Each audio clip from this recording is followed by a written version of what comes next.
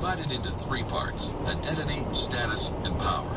A good way to remember the book's thematic progression is through the acronym ISP. I for identity, S registration 1BAY500, creeping up the backside of everybody, speeding like mad. I'm doing over 100 kilometers an hour, and he's pushing to try and get everyone to move over.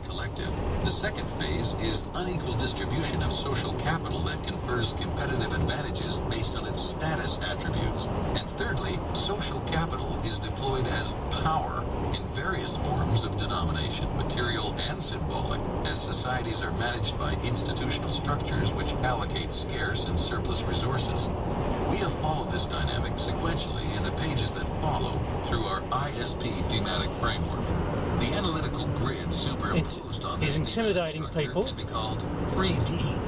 Disaggregation, moving over to the right-hand side, trying to force people over. We argue that Web 2.0 social media are producing three profound social eruptions. Identities are becoming disaggregated, status is becoming democratized, and power is becoming diffuse. Identity. The first part of the book is animated by a distinction between real-world and virtual identities, while our identities in the real world are socially constructed according to institutional value. Changing lanes without indicating. Driving very dangerously.